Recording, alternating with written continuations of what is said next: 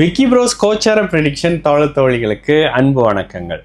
ஜூலை 27ஆம் தேதியிலிருந்து ஆகஸ்ட் 2ஆம் தேதி வரைக்கும் 2026 எந்த மாதிரியான கோச்சார நிலைகள் உங்களுடைய ராசிக்கு இருக்கு அப்படின்னு பார்த்தோம்னா, கன்னி ராசிக்காரங்களுக்கு வாரம் தொடங்கும் பொழுது உண்மையிலேயே 11ஆம் அதிபதி 11ஆம் இடத்தை வலுத்து பார்க்கக்கூடிய அருமையான ஒரு காலகட்டம். லாபம் வருவது, குழந்தைகள் அமைப்புகள் இருக்கிறது, திருமணம் சார்ந்த அமைப்புகள்னு சொல்லி உண்மையிலேயே நல்ல மனநிறைவோடு இருக்கக்கூடிய அமைப்புகள் வார தொடக்க அமைப்புகள்ல இருக்கு. சந்திரன் அப்படியே பிற்பகுதியில் பார்த்தீங்கன்னா படிப்படியாக தேய்பிரை அமைப்புகள்ல தான் போவார்.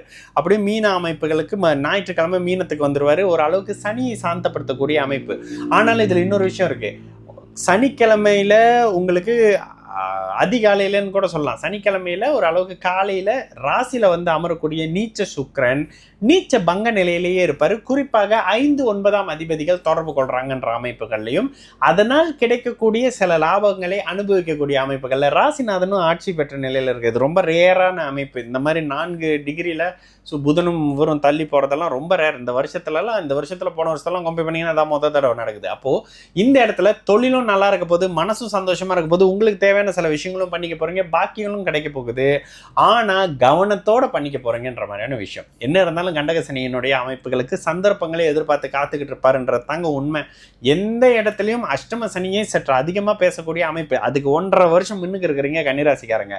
7ஆம் பாவகம் ஆல்ரெடி டிஸ்டர்பா இருக்குது. 7ஆம் பாவக வழியில கணவன் மனைவி அமைப்புகள்ல ஏதோ ஒரு வகையில முந்தி மாதிரி இல்லைங்க. இப்போ ரொம்ப ஒரு மாதிரி பிடிவாதமாகலாம் இருக்கிறாங்க, பிடிவாதமாகவே செயல்படுறாங்கன்ற மாதிரியான விஷயங்கள்லாம் இருக்கும் கன்னிராசிக்காரங்களுக்கு.